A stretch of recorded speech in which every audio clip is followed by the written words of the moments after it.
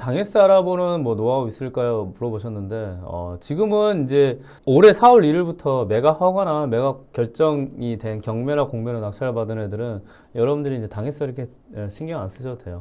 뭘로 바뀌었냐면, 이제 당해세는 여러분들이 만약에 이제 뭐 다음에 뭐 배당 절차에 참여해서 뭐 NPL을 접근하거나 이럴 때는 이제 뭐 하겠지만 지금 당연히 하지는 않아요. 자, 당해세가 예전에는 뭐였냐면 이게 이제 최우선이잖아요. 최우선은 이제 변제가 되는 거거든요. 네.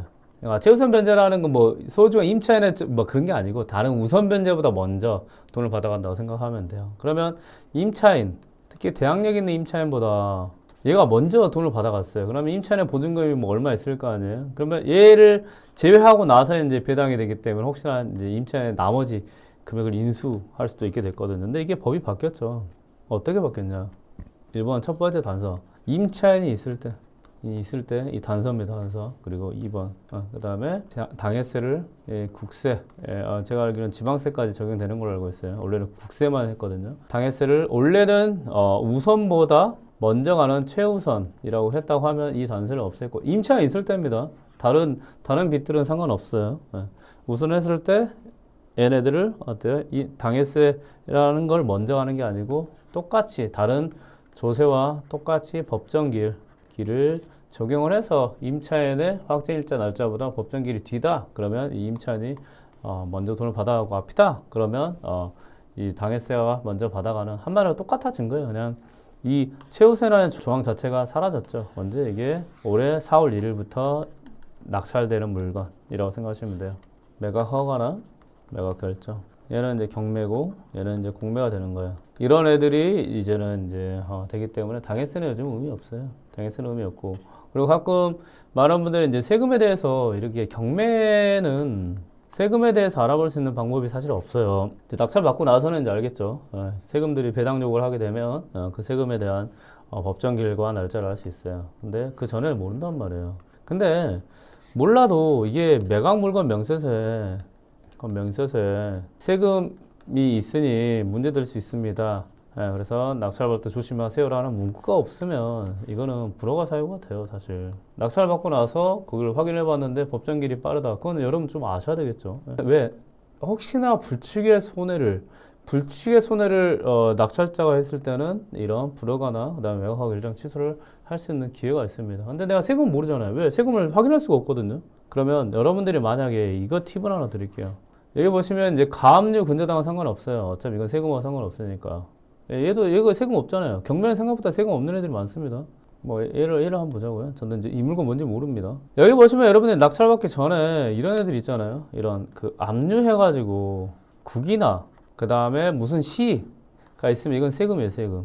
세금이면 뭘 확인해야 된다? 얘네들이 이 날짜로 돈을 받아가는 게 아니고 법정기일이라는 게 있어요.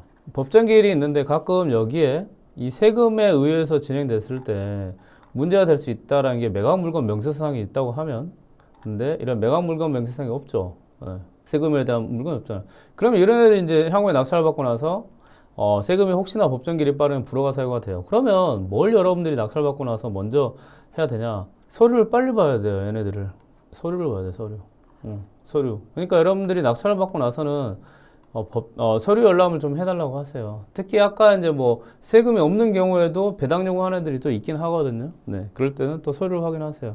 네, 서류 확인을 해가지고 서류 열람을 하세요. 그러면 왜 이렇게 빨리 하려고 하냐? 그러면 아니 지금 세금이 있을 수도 있으니까 법정기일을 확인해야 되지 않냐? 이렇게 서류 확인하고 혹시나 빠르면 이거는 빨리 불허가 신청을 하시면 이거는 불허가 사유에 제가 알기로는 해당되는 걸로 알고 있어요. 불측의 손해니까요. 이렇게 여러분들이 경매도 접근하시면 돼요. 그러니까 경매 관련해서 막 그 세금이 있냐 없냐. 근데 다만 하나 더요. 여러분들이 이제 공부를 하실 때 이렇게 이제 물건을 봤는데 여기 이제 만약에 여러분들이 경매에 접근하는 이게 말소기준 2010년 10월 29일이잖아요. 이 말소기준 권리보다 빠른 임차인이 없잖아요. 이런 건 세금 확인 안 해도 돼요. 상관없습니다, 이거는. 왜? 말소기준 권리보다 임차인들이 뒤에 있으니까 배당을 빨리 받아가든 안 받아가든 여러분들은 상관없단 말이에요. 다만 대항력이 있는 임차인이 있을 때 그럼 법원에 이야기하면 그 정도는 법원에서 이해를 해 주실 거예요. 그렇게 접근하시면 됩니다. 그래서 모든 정보를 공부를 하시면 안 돼요. 이게 이렇더라, 저게 저렇더라, 나 세금 누군가 공부해야 된다라, 카타라 아니에요. 그러면 여러분들 경매를 공부하시는 게 아니고 어때요? 카타라를 공부하게 되는 겁니다. 딱 제가 지금 단계에서는 귀 닫고 눈 감으세요. 부자 해커가 알려주는 것만 한다. 부자 해커가 하라는 것만 한다.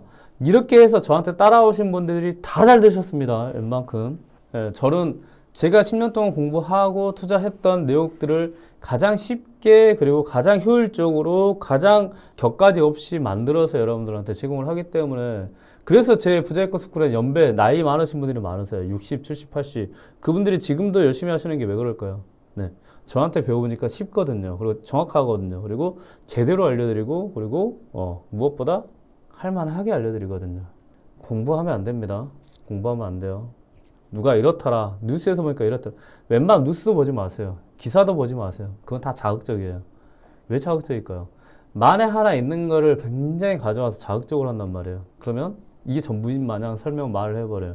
과연 그 기사를 쓴 기자분이 그 내용을 정확히 다 알고 있을까? 라고 물어보면 저는 또 반문이거든요. 그러니까 그런 거는 지금 단계에서는 경매를 시작하셨잖아요. 특히 경단기를 시작하신 분들은 낙찰이 중요하고 문제없는 물건을 낙찰받고 수익 내는 게 훨씬 더 중요해요. 근데 다른 사람 말에 휘둘리고 한다고 하면 사실 그거는 공부 안 하는 게 더 나아요. 지금 단계에서는 딱 믿고 가세요. 믿고 지금 앞만 보고 한다. 그리고 의심, 될까 안 될까? 의심하면 안 됩니다. 절대 안 돼요. 근데 한번 해보자. 그리고 나서 경단기에서 낙찰 하나씩 두 개나 나오잖아요. 어떻게 되는지 아세요? 분위기 확 바뀌어요. 지금 공단기 같은 경우는 지금 난리 났어요. 낙찰 7개 나와가지고 으쌰으쌰 날리고 공부 엄청 하시고 거기에는 여러분들보다 훨씬 선배들도 많아요. 그렇게 합니다. 제가 있잖아요. 그러니까 걱정하지 마세요. 그래서 저 믿고 하세요.